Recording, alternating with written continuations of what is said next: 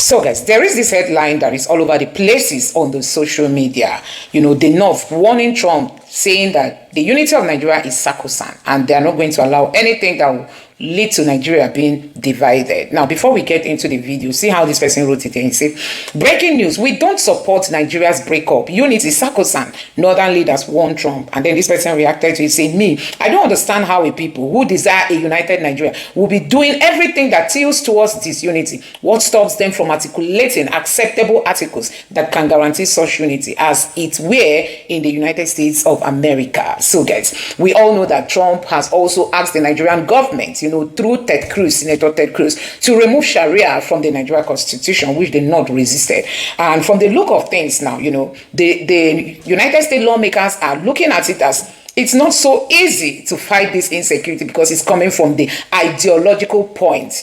Many people are equally sympathizing with these terrorists, so it will be difficult for Trump to actually fight this fight and win it easily. And now, one of the options before Trump is to split Nigeria so that the North can practice Sharia law the way they want and the South can practice Christianity the way they want. Now, I'm going to allow you to take a look at this video. This is, so many people have actually welcomed Trump's intervention. Like recently, you must have seen all the tweets going all over the places. People are in support of Trump. Some people are even saying that dividing Nigeria is the best thing, but the North is not in support of it. If you have seen the news, you must have seen that Shetima recently, as if he even had a clue that one of the proposals to Trump is to split Nigeria. Shetima told the Northern leaders to resist any plan, any plot to divide Nigeria.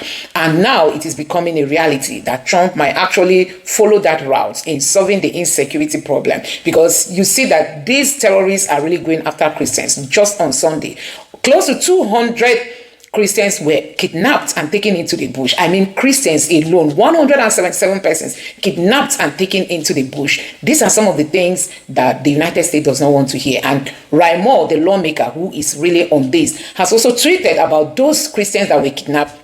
He is also the one to provide Trump with the options on what next to do in, stopping the insecurity against Christians, especially that of Christian genocide is the concern of the United States. So guys, I'm just going to allow you to take a look at how some Nigerians have reacted to this news. Take your time, watch these videos, and let me know your honest reaction to all this. The North is saying they don't want Nigeria to divide, but at the same time, they are freeing terrorists. At the same time, the terrorists are not facing any form of prosecution. They don't appear before the court. They are not sentenced to jail. Many of them killed our soldiers, execute them. They invade the military bases. They cut away with our military armory, the weapons of the soldiers. They set their vehicles ablaze. They shoot down military jets. All these, the crimes against humanity. Many IDPs scattered all over the places in Nigeria, courtesy of these terrorists. And none of them is being held accountable. That tells you that it is really difficult to fight this fight. Recently, the Nigerian military men are raising alarm that some of the Boko Haram fighters integrated into the military are leaking their information. And we also saw how, the military is always caught up by the explosion of these terrorists, meaning that somebody is giving them information on the whereabouts of the Nigerian military. So it's a very, very complicated situation. And for the fact that some of these northerners are very silent, they don't speak up, it's as if they are okay with what is happening. Can imagine recently, the Katsina state governor released 70 terrorists. He was one not to, but for them, it's okay that is a peace deal. But like today, there is a headline on the social media that Katsina came under severe attack despite the peace deal. That tells you that these people are not ready to, surrender their arms, and they are not ready to quit terrorism. Meaning, should dividing Nigeria actually not be the solution at the moment? Yes, we want a united Nigeria, but if this terrorist feels Islamizing Nigeria is the only thing in front of them, I think it's high time people begin to look at, that the country should be divided. So guys, but let me know what you think about all this going on in the comment section below. Please don't forget to subscribe and turn on the bell notification. Thank you. Breaking news, we do not support Nigerian breakup, says Northern Elders Forum. This one na the current update that has been trending, occupying the whole street of social media right now. This thing came up after the news of the USA senators trying to propose Nigeria division for Trump as an option to save Nigerian Christian. Now here we don't see the Northern elders don't come out in their usual form to sound it with one voice, in one accord, that they, the Northern elders, do not support Nigerian breakup. then the question is, why is these people so much concerned about Nigerian unity? Because in that their statement, they said Nigerian unity is sacrosanct. They promote everything that makes it impossible for Nigeria to be genuinely one, to be genuinely united, and still shout that they does not want Nigeria to break up. How possible is that? It is impossible. Nigeria can never be one, and will never be one. It can never be sustained as one nation. Then why are they so much concerned about Nigerian unity?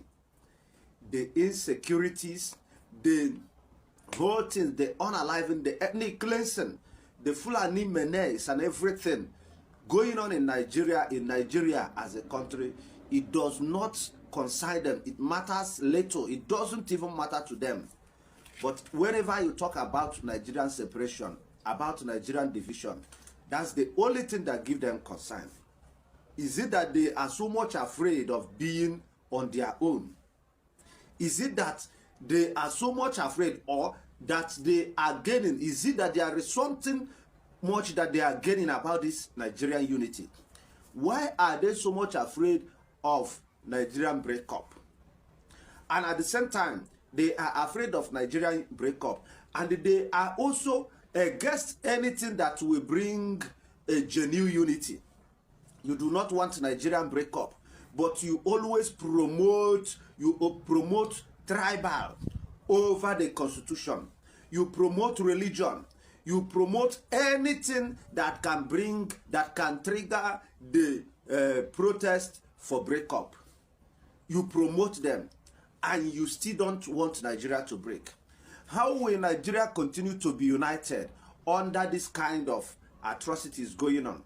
When some ethnic cleansings are going, when some ethnicities are being cleansed by one people, when you are promoting Fulani hegemony, when you are promoting all the kind of evil that cannot allow this country to thrive as one. What is their problem?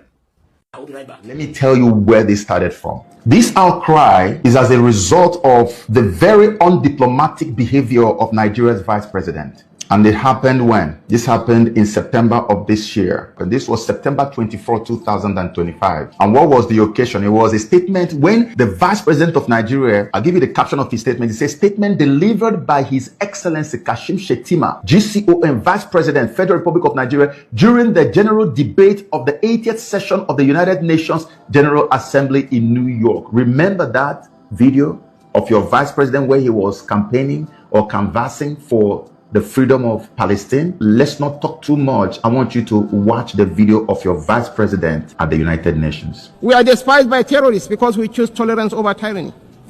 Their ambition is to divide us and to poison our humanity with a toxic rhetoric of hate. Our difference is the distance between shadow and light, between despair and hope, between the ruin of anarchy and the promise of order.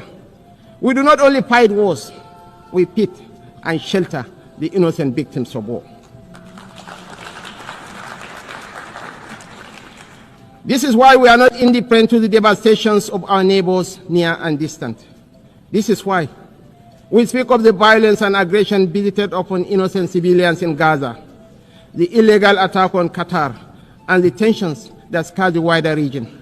It is not only because of the culture of impunity that makes such acts intolerable, but because our own bitter experience has taught us that such violence never ends where it begins. We do not believe that the sanctity of human life should be trapped in the corridors of endless debate. That is why we say, without stuttering and without doubt, that a two-state solution remains the most dignified path to lasting peace for the people of Palestine. This is the Vice President of Nigeria, not Palestine. The journey from Palestine, from Nigeria to Palestine by air is 3,700 kilometers.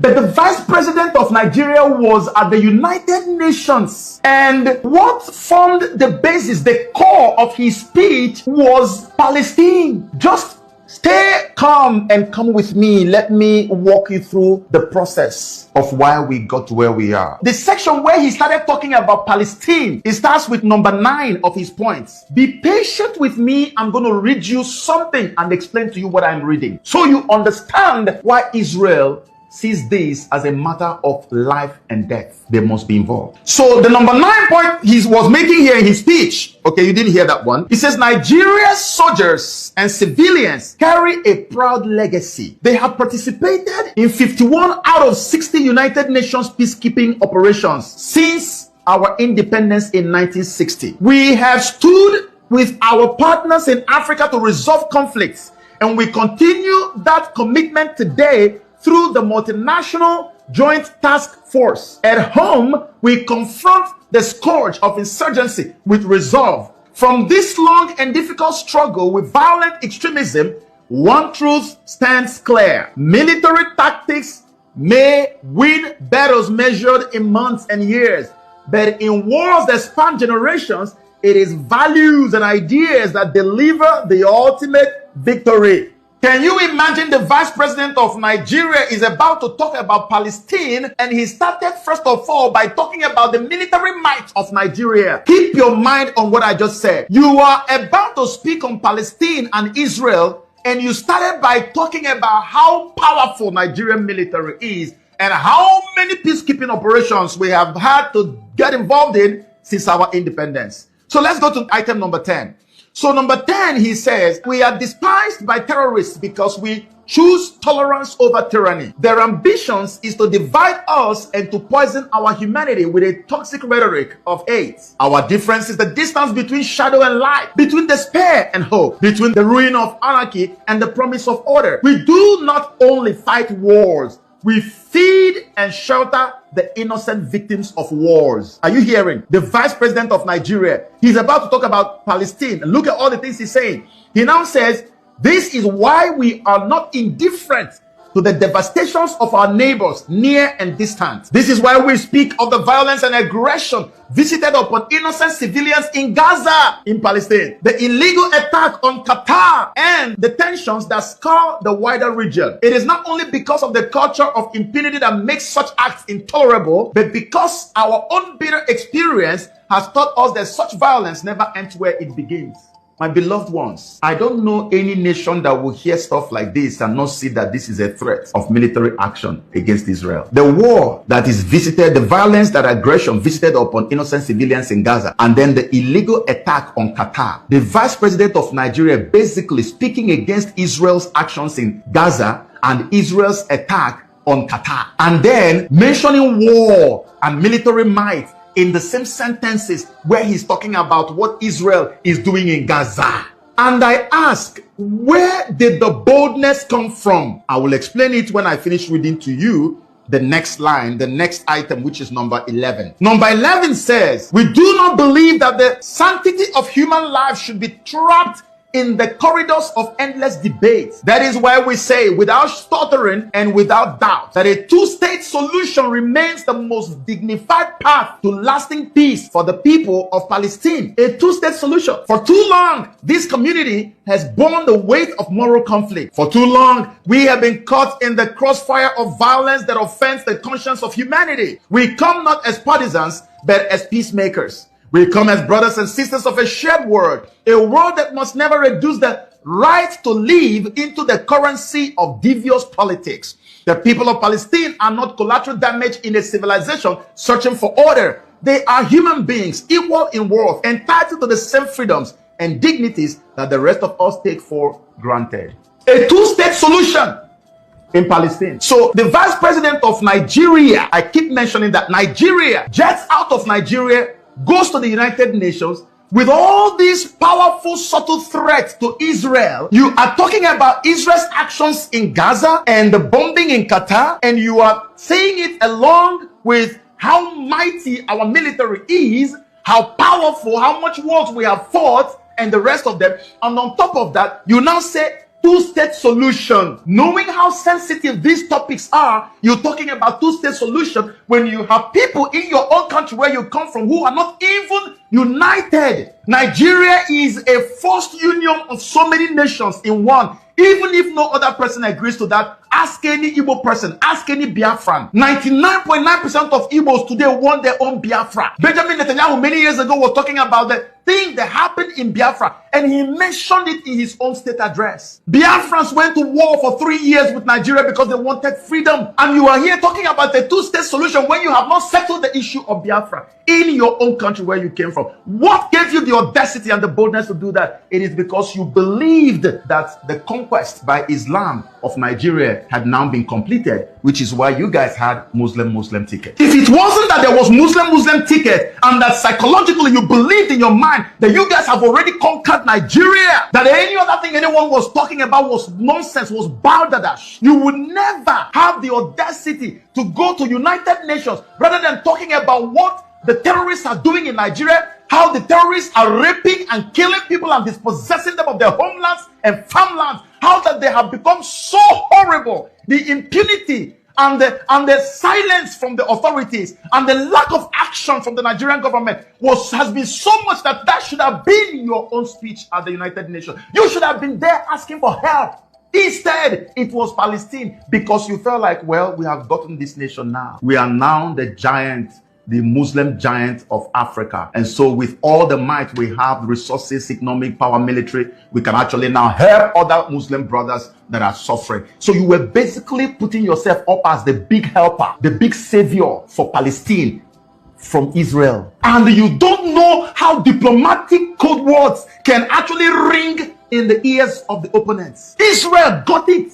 Israel has the strongest intelligence network in the world, and so they got your message loud and clear. Little wonder the moment the whole United Nations thing was over, the outcry against Christian persecution was born. And that was how I knew that Israel was eventually going to get involved. And if you listen to that video that I played to you, you see that I talked about it, that how can jihadists reign so supreme in Nigeria? Everybody knows how much oil Nigeria has, even though the citizens don't get to enjoy it, but we know how blessed Nigeria is with natural resources. Don't talk about the gas in Imo State that is probably the largest deposit of gas in all of West Africa. Don't talk about the oil in Eastern Nigeria, old Eastern Nigeria comprising Rivers State, Delta State, Abia State, Imo State, even Anambra State. Everywhere, natural resources. You go up north, you see all those gold and all manner of resources you can think of. So imagine Israel saying to themselves, oh my God, is this what we are faced with now? So these guys now have taken over Nigeria, and then they gain access to the oil well. Probably as we're talking, before you know it, the terrorists who have been conquering from up north, coming to the middle belt, they have taken over local governments in Benue State. I was there when the governor of Benue State then, Otom, was saying that about 18 or 19 out of 20-something local governments have been taken over by the Fulani militia, ethnic militia, and that they have renamed the villages they took over from Christians who are now living in IDP camps. Took over Christian villages, renamed them immediately. Recently, a soldier came out and said he was leaving the army, Nigerian army. He was so angry, the video was viral. He said his anger was that they saw their own commanders in the army helping invading Fulani terrorists settle down properly in the Christian villages that they took over forcefully from Christians in Benue State. Everybody saw the video. And some of us will get angry and say that every time we see Boko Haram or terrorists to shoot, and they will tell us, they will be waiting for order to shoot, and they will tell us don't shoot. And we're asking ourselves, why are we then spending all this money, security and vote, rolling into millions of dollars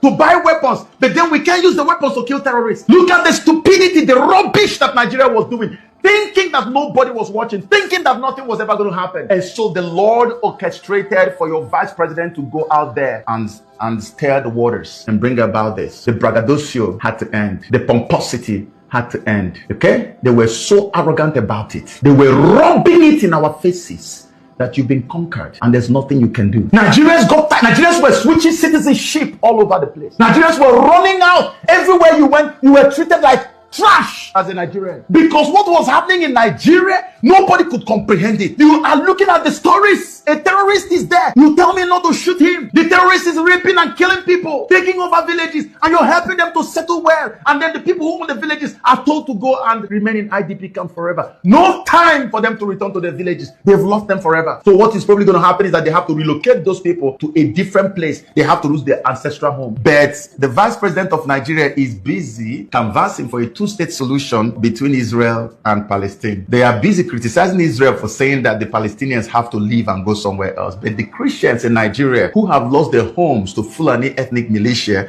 are meant to be relocated to another place to lose their homelands forever. But in Palestine, they are not supposed to lose their homelands to Israel. You never thought the double standard was going to be exposed. And so now let me come down to the point I was trying to make. Every single thing that the vice president of Nigeria, every signal he sent to Israel is what he's getting back now. Did the Igbos miscalculate at some point in the history of Nigeria? No. Well, as far as the war was concerned, it wasn't miscalculation. Though the war was not necessary. They shouldn't have gone to war. But they were provoked. Igbos had no choice but to go to the war. They had no choice other than to fight to defend it, to defend the humanity. I supported Ojukwu 1,000%.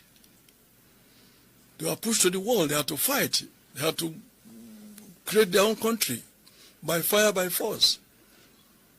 Do you think there should be Biafra? Of course. Of course. Of course. Why did I go and visit my Zegu's mother? Why did I go to the east for my honeymoon? Why did I go to Lagos or go to somewhere else to do my honeymoon after marriage? You went to the house of Chinua Achebe? I went to Chinua Achebe in Nsukka University.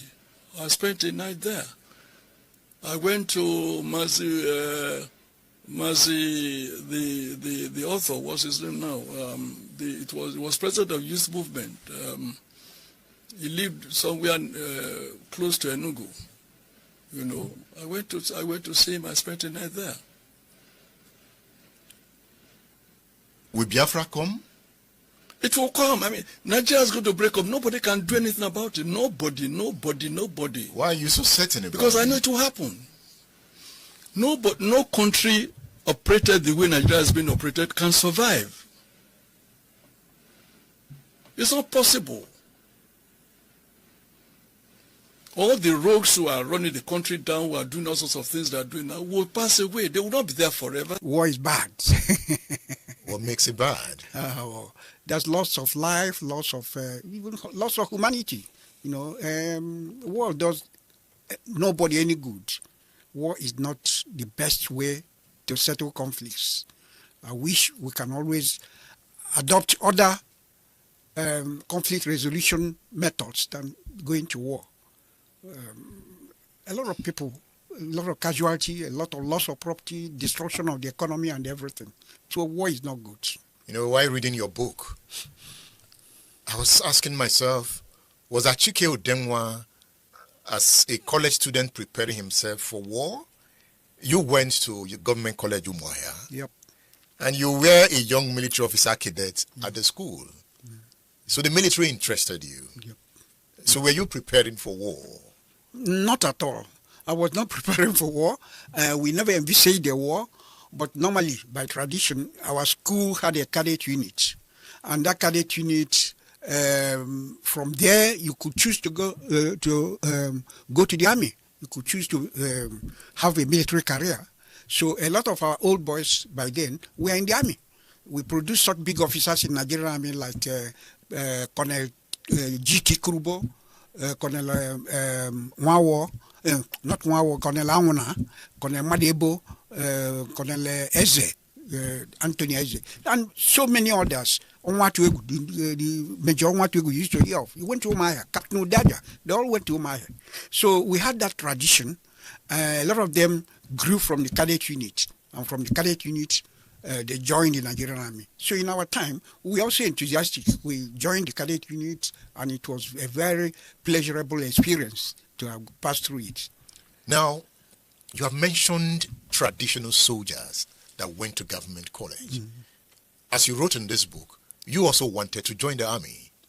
If the civil war had not broken out, you would have enlisted into the Nigerian army, right? Yes. In fact, I had already taken the entrance to Nigerian Defense Academy. I was to be part of what you called Course 3 of the Nigerian Defense Academy which had such people like General Tundo Ogbeha, General Garba, General David Mark, Adisa, General Malu, who was the chief of army staff. They were all in that course. Pobeni, the naval officer, there were a lot of them. Michael Higbe, who later on became the chief of defense staff under Abdul Salam. They were all in that course 3. So I was supposed to be their course mate. And I met a lot of them later in life, and we became friends. Why reading your excursion to Abeokuta, the Cadet National Camp in Abeokuta? I kept seeing this young man who was militarily inclined. You enjoyed those trips. Yes, by the time we went to Abeokuta, I was about 17 years old. And that was in 1965? 65, yes. Yes, I was about 17 years old. And it was such a tough camp. We used to go for camp annually. And the one of 1965 was in Abeokuta, somewhere along on the way to Idiroko, the boundary, somewhere Lalate, or somewhere between Tapa and the Igongom, near Abeokuta. That was where we camped. It was a very pleasurable experience. It was tough, but very rewarding, very interesting. It was very intense, And that experience exposed you to what was going on in the Western region at the time. Yes. Operation Wetyear. Operation Wetyear was on at the time we were in Abeokuta. And that time, Awo was in detention, and his deputy, Adegbenro, was from Abeokuta. So there was a lot of burning of houses, a lot of arson, a lot of killings going on around Abeokuta area. And we witnessed some of them at the time. Did they affect you negatively? They Those did. experiences? Yeah, they did. They did. To see that type of destruction at that age showed us that all was not well. He started giving us an idea of how bad Nigeria had gotten to. And your excursion to the 2nd Brigade headquarters in Apapa, you saw May Malari. Oh, yes, a very handsome officer, a brigadier at the time. But don't forget, when you say brigadier, he was only about 30-something years old. He wasn't up to 40 years old. You could call him a boy now. A boy now, yes. But you can imagine, he was such a very, would I say, he had a commanding posture. He was quite strong, quite agile looking and all that. And you admired him so much. And by that time when you saw a soldier, some of these people you hear of, I saw Ifajuna, they were young people, yet to become 30. They were in their 20s. Some of these people you hear of, we are quite young, So all that, again, makes the army more attractive to you, and you see the bonding in the army, the esprit de corps. You see them, they behave like brothers. You don't know who comes from where, unless you are told. You wouldn't know from where anybody comes.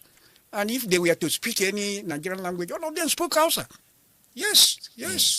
Hausa was it was about the lingua franca in the army. So you didn't know people by their ethnic origin. They were all Nigerians. So all that made the army more attractive. And you wanted to join? Yes. I was determined to be there. So by January 1966, when you began to hear the story of the first coup, and when the names of the plotters and the executioners began to come out, how did you feel? Oh, I tell you, at first we were happy, thinking that would be the end of Nigeria's problem. Because let's face it, between 1964 and that January 66, Nigeria was in real turmoil.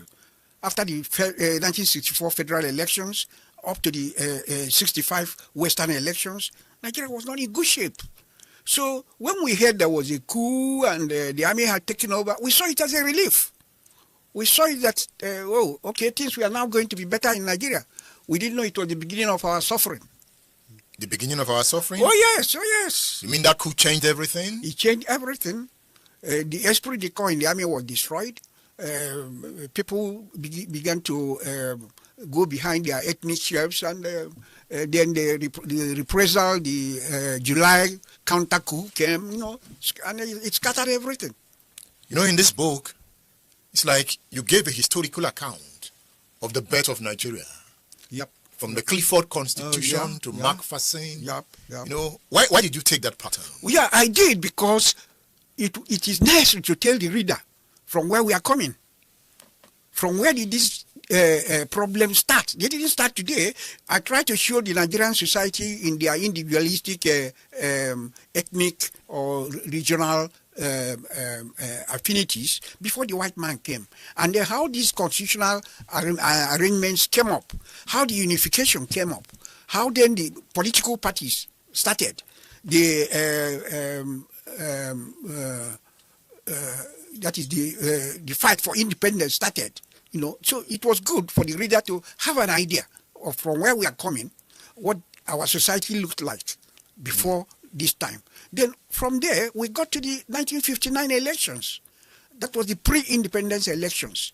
And I think that was where the center could not hold again. It was the 1959 election. Then the census before that. The census before that. So these are the things, the role our colonial masters played.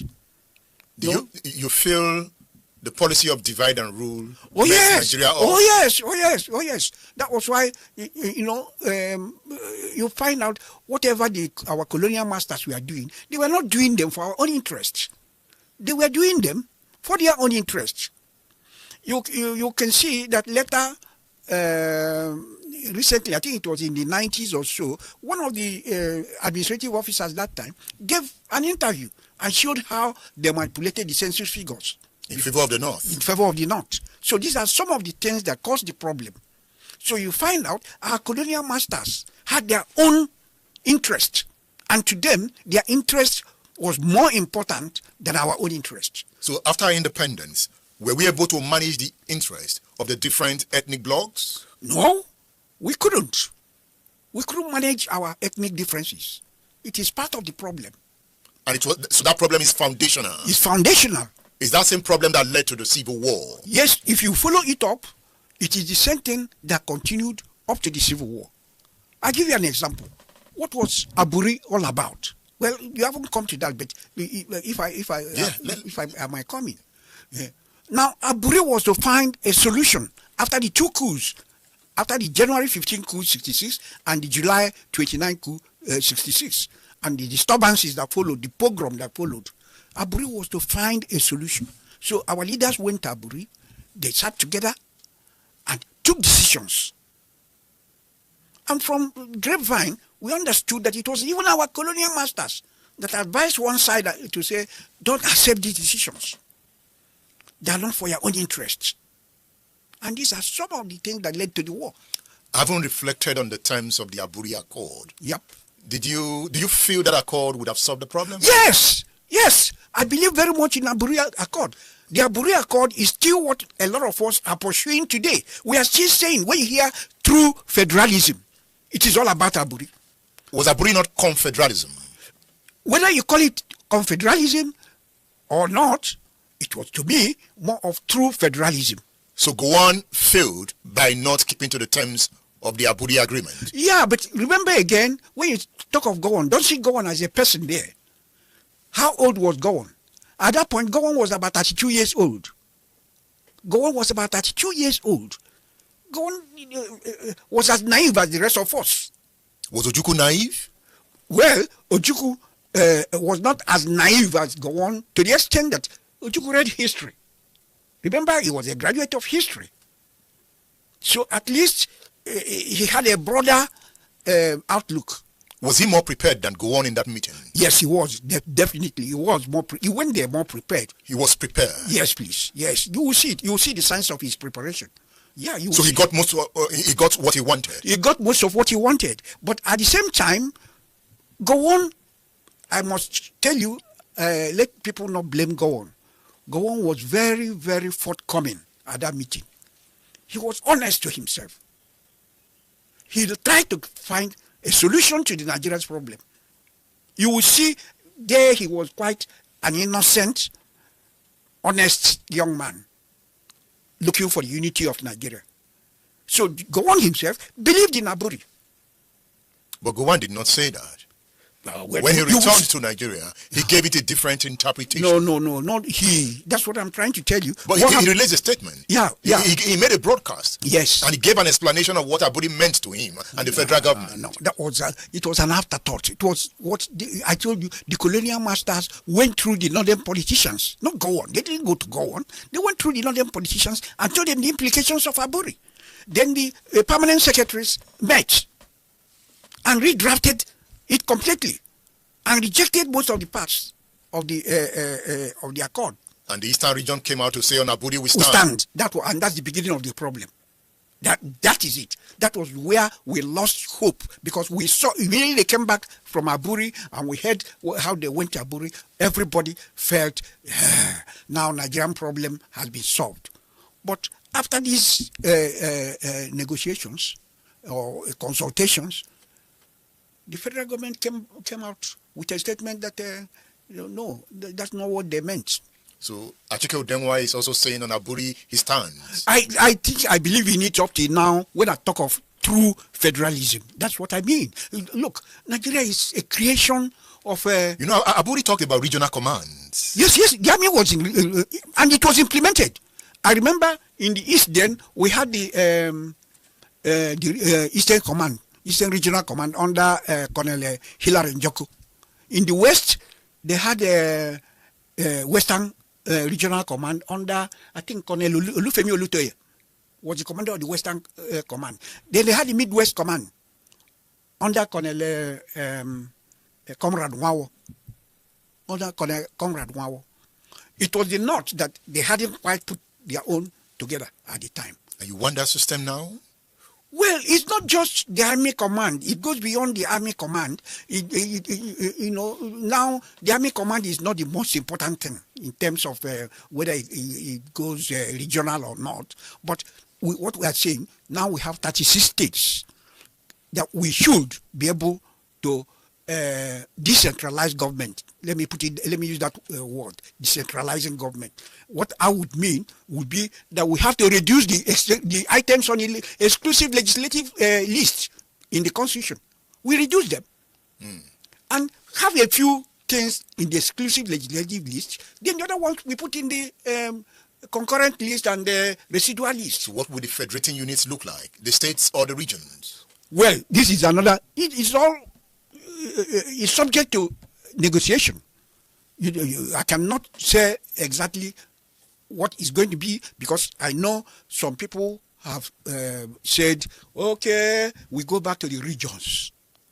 While some people said, no, we have progressed to the level of states now. We cannot go back to regions again. So these are things that are subject to negotiations. They are not casting rock. Before Aburi, Awolowo had been sent to prison. Yep. Before Aburi, Operation Wet Hair had occurred. Let's look at Awolowo and the Western Region crisis. You linked those subjects to the first coup in this book. Yeah, they were part of why the soldiers said we must take over and reorganize Nigeria. It was part of it. Those issues were part of it. At the time, Awolowo was even in prison. They said, we bring out Awolowo and make him the Prime Minister of Nigeria. Awolowo was to be the Prime Minister. You sure that is true? Yes, it's true. You mentioned Bembudie wrote that in his book. Yes, it's true. It's not just only Bembudie. Ademoyega also mentioned it. So it's not. These are the principal actors in the coup. They will not be telling us lies. They have nothing to gain by telling us lies. But some said it was an Igbo coup. No, it was not an Igbo coup. But let us be honest to ourselves. The majority of the coup plotters were Igbos. That is very obvious. The majority were Igbos, but that didn't make it an Igbo coup. Coup is something of confidence. Can I trust you? Absolute confidence. It's not just confidence, 50% or 80%. It must be 100% absolute confidence for me to plot a coup with you. Because it's a matter of life and death. Life and death. It is even a question of if you only hear about it, you are guilty and you don't report. So it's something of absolute confidence. So maybe a lot of them being Igbos would mean that they had more confidence among themselves. And you said about 60% of the middle rank officers. Oh yes, we are all Igbos. Yes, and those were those. That was the group that plotted. Yes. In that group, when you had lieutenant colonels, majors, captains, the bulk of them at the time were Igbos. You said the execution, the intention was good, but the execution was poor. Yes. You made that point. I also made that point clear. Yes, because we are all human. That I'm an Igbo doesn't make me think the other way around. See, as me and you have agreed, most of the plotters were Igbos, and most of the casualties were non-Igbos. So no matter how well intentioned they might have been, any other person will just think that the Igbos wanted to eliminate the other people. That might not be the intention, but that would be the reading. Let's be honest. If it had been the other way around, the intention will still be there. Only one Igbo officer was killed. Ato Negbe. And we don't know. We tried to find out why Ato Negbe was killed, and a lot of people say that Ato Negbe was also. I think he was a compromised officer. He was politicized. He was taking part in some of the meetings with the politicians. I don't know how true it is. Let's read from your book. Okay. On page 50, you said Major Chukwumanzogu seemed to sum up the justification for the coup. Okay. When in a chat with Bengulie before the coup, he asserted. Yep. So this is what Nzogu said. Yep. The killings in the West must be stopped. These narrow-minded, bloodthirsty politicians have been spilling innocent blood unchallenged for too long. These narrow-minded, bloodthirsty politicians. Narrow-minded. You agree with him? Yep. Has anything changed? Not much. The same thing. The same thing? Yeah. He went further. Yep. And we must stamp out tribalism. Fine. It is the one sacred duty we have to perform to save this country from destruction. Thank you. Nzogu is still speaking to Bengulie. Yep. To frustrate those politicians who are busy making Nigeria a mere geographical appellation. To restore people's confidence. To put an end to the corruption and chaos. You know, Ben, it is very odd why the army is busy teaching you and me esprit de corps and things like that. These bloody demagogues of politicians are constantly reminding us that we are not brothers at all, but people from completely different tribes. Yep. Yep. That will tell you how the soldiers thought. Their thoughts were different. What was this revolutionary thought? Yes, please. Very revolutionary. Very, very revolutionary, and didn't show any level of tribalism in it. And let us, the two principal beneficiaries, if the coup had succeeded, were going to be Awolowo, being the president, and Lieutenant Colonel David Ejo to be the army commander. None of them is an Igbo man. None of these two is Igbo. So why would they choose Awo to be the president and choose David Ejo to be GOC of the army at the time? But I'm wondering why they zeroed in on Awolowo. Well, let me be honest with you. If I also agreed with that their choice. At the time, Awo was very, very intelligent. Awo had a clear idea of where Nigeria should be going. Well, I once mentioned it to some of my colleagues. If I'm a Yoruba man, I would die for Awo. The only problem Awo had at the national level was I didn't see him looking much as a nationalist. But in terms of being articulate, in terms of being intelligent, in terms of having a roadmap, he had all that. He had very high mental magnitude. Oh yes. I would rate him against any politician of his time. So Juku was right that Awo was the president Nigeria never had? Yes, please. That's the truth. There's none of his contemporaries you rate with him in terms of intellectual ability, in terms of commitment, even in terms of discipline. Awo was very disciplined. He was a very disciplined man in all aspects of life. You could never hear Awo, personal aggrandizement, but he was a successful businessman also. But that didn't make him a corrupt politician. He wasn't corrupt. He wasn't personally corrupt. You had the Coca Commission of Inquiry at the time, and which found him corrupt. It's not personal corruption. It was his party that was corrupt, which was common with any of the political parties. How were they funded? They were funded from state resources. Up to now, how are the parties funded? From state resources. That's the level. That's the type of corruption Awa was involved in. So I agreed with the choice of the coup plotters. The execution was poor. Yep. And it led to a counter coup. Yes. A bloody counter coup. Yep. Agui Ironsi was taken out. Yep. Many Igbo officers were taken out in Abeokuta. And a program was launched in the north. Yeah. And before we knew it, Achike Udemwa was in the trenches. Okay, thank you. You remember your days in the trenches? I remember very, very well, as if it were yesterday. You still have the picture in your mind? Oh, yes. You know, when you were trying to convince your mother to allow you go to war, why did you do that to her? As the only son. You know, at the time, you could imagine, how old was I? I was under 20 at the time. Under 20. I was 19 plus at that particular time. So you can imagine the enthusiasm. You know, you can imagine the enthusiasm to go to war. You didn't think you were going to die? No. I always believed I would survive. And I survived. When you were talking to your mom, can you describe the feeling? How was she feeling at that time? Oh, she was feeling unconvinced, I would say, but eventually she succumbed when I assured her I wouldn't go to the front. I would just be in the rear, and And she believed you? She reluctantly believed me. And you broke your promise? Yes. You went to the front? I knew I would go to the front. You couldn't be a soldier and you promise you won't go to the front. And you saw war? Yes, we did. Remember when Ahuada fell? Ahuada fell? Oh, on the 27th of August. Yes, 27th of August, 1968. You remember Otaba Command? Yes. You remember? I remember it all. They're all fresh in my memory. How come you went to the riverine area?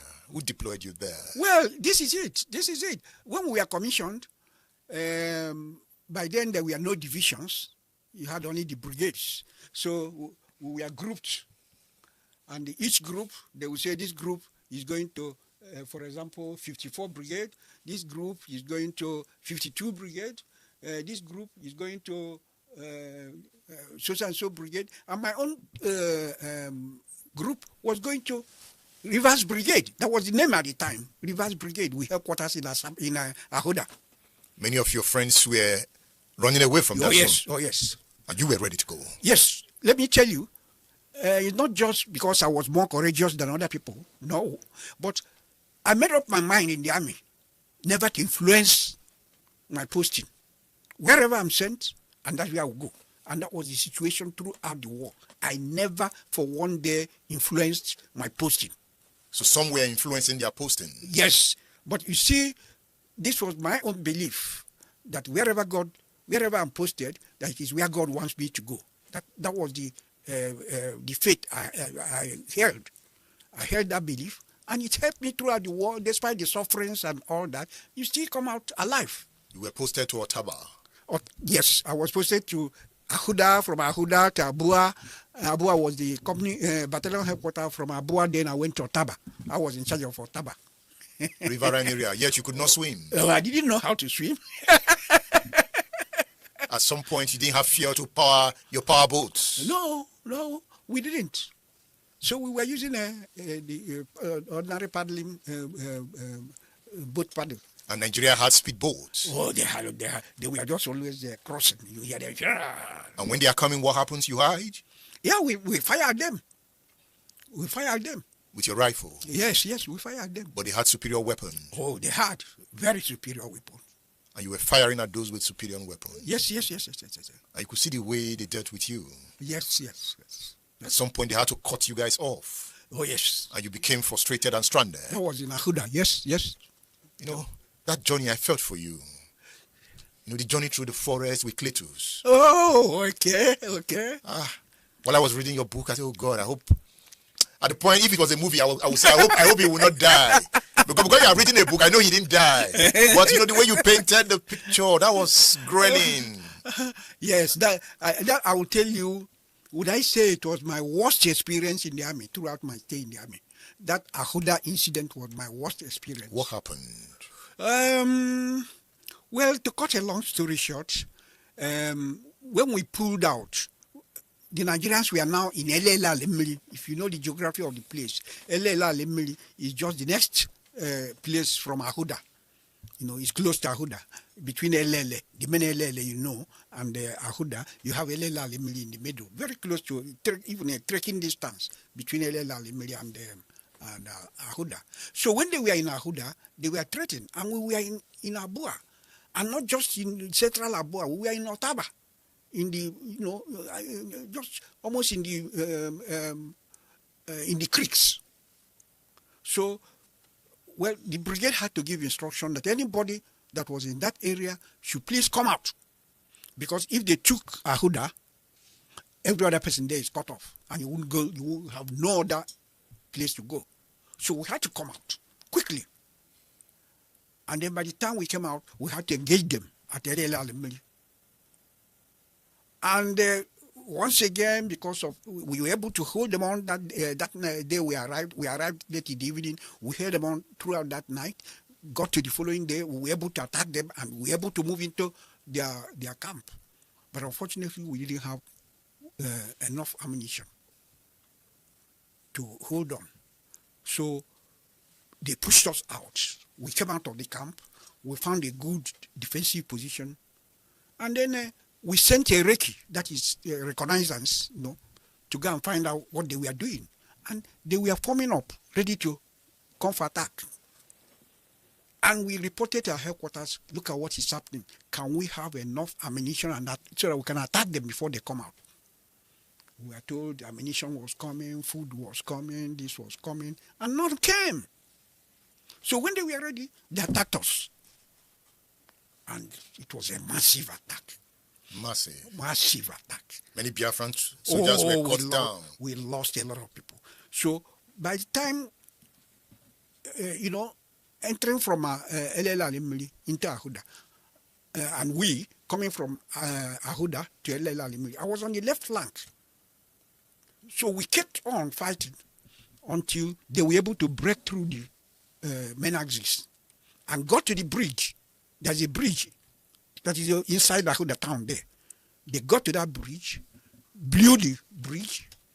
So we, on this side, had no other way to come out. So we were lost there. And we stayed in the bush, no compass. You didn't have a compass. You didn't have communication to link up with your colleagues on the other side. So we were just lost on our own and scattered in the bush there. So we stayed for 4 days, me and that Cletus. We were together for 4 days. In the bush? In the bush, until we were able to come out by the help of a woman who came into the farm. Because we were in a vast farm, a big farm. Eating raw corn. Raw corn. That was the only food that was available to us. Because that time, remember, it was around July, August. I think that rainy season period. Only corn was available in the bush. You were drenched. The rain could beat you, and the sun would dry you. Oh, yes. I could see your pictures while I was reading. That's the worst period I spent in the army. Throughout the war, that was my worst period. And you survived. And we managed to come out. By this time, your mom got the news that you were dead. Yes. But then, I would say it was destiny that God just brought us out. It was a long journey. Perhaps that lady was an angel. An angel. In fact, by the time we even came out to the village, the last village there, Demisami, they said we can't cross the water. That the Nigerian soldiers were coming back, that they came that day, and they had gone back to Ahuda, and would be coming back the following morning. That we can't cross. That if we cross, that the Nigerian soldiers will kill them.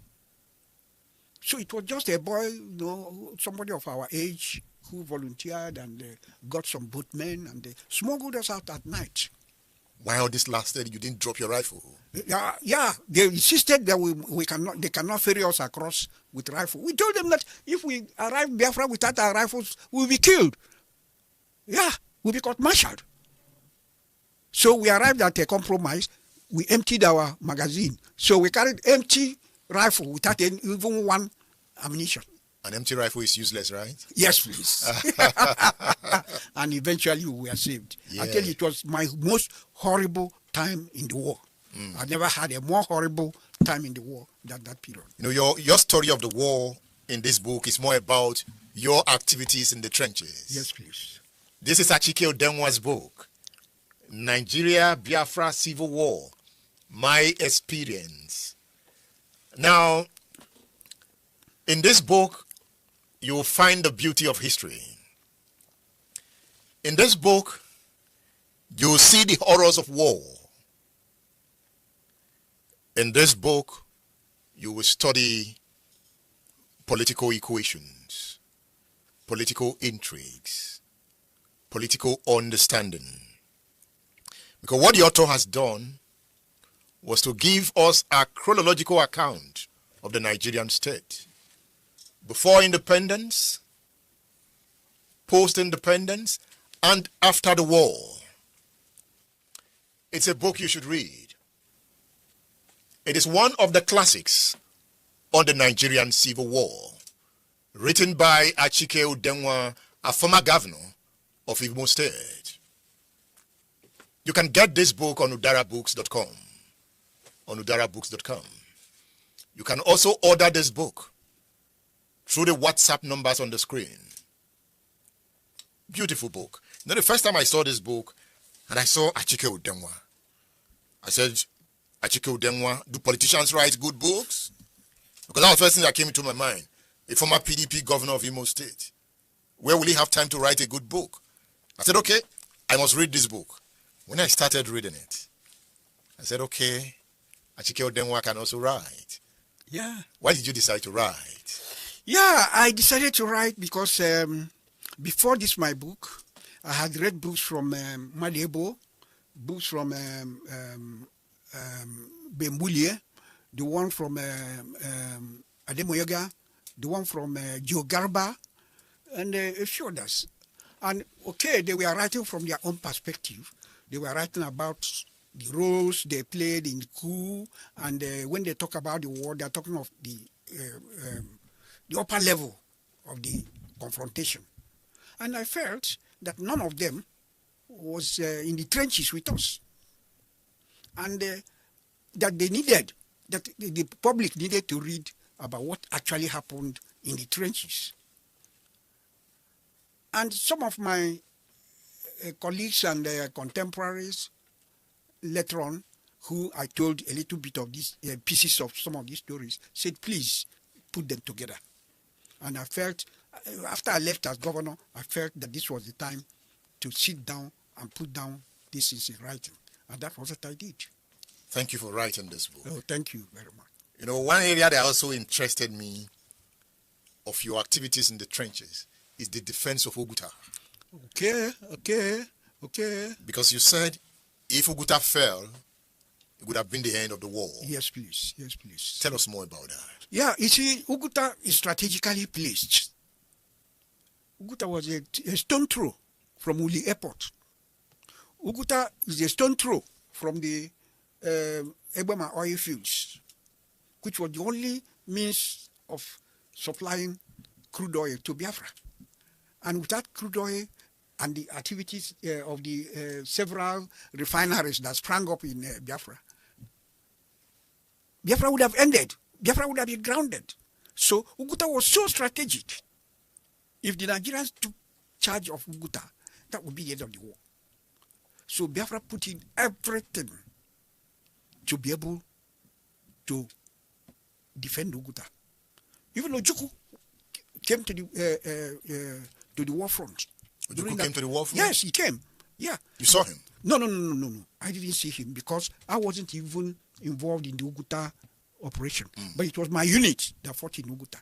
It was the time I was convalescing after I had gotten injured in Omok. Yeah, bullet penetrated your shoulder. Yes, please. Yes, it was during that period. I was convalescing in my village. I used to go as an outpatient to the hospital. So it was there. I was monitoring what was happening in Uguta because that was where my colleagues were. My unit was fighting there, so I knew everything that happened there. And Uguta did not fall. Oh, Uguta, they entered.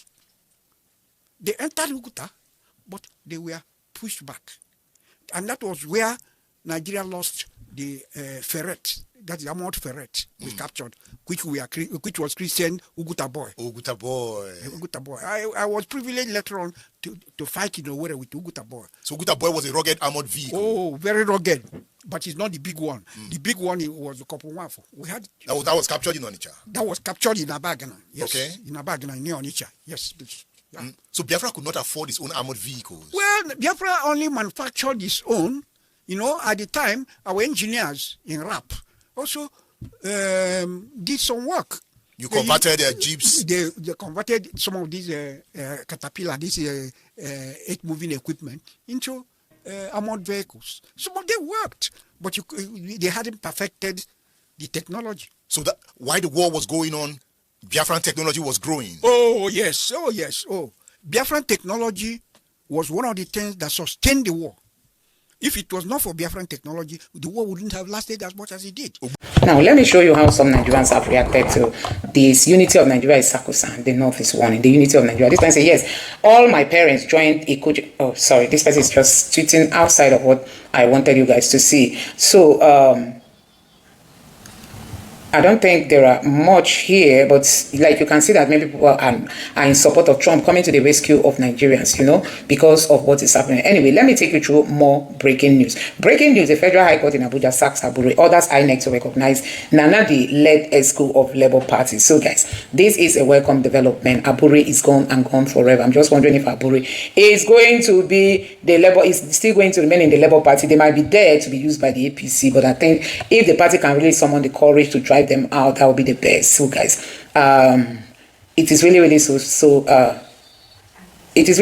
sad to see how the Tinubu's government is really using INEC. INEC came and allowed Aburi to stay, and you know, like this person here reacted and said, Supreme Court sacked Aburi since April 2025. April 2025. We are in 2026. Very soon it's going to be 1 year. You know, that the Supreme Court actually sacked Aburi. But guess what? The Tinubu's APC corrupt set of human beings, they just left him there to frustrate Obi. And the ADC was forcing Obi, join now or we leave you behind. Join now. Immediately Peter Obi joined the ADC. Guess what? Many people moved to the ADC because for them, the ADC has something to lay hold on. So Peter Obi might actually leave the ADC now and head back to, you know, to the Labour Party, considering the fact that Nnamdi is now the chairman and Alex Otti is like the chieftain of the party.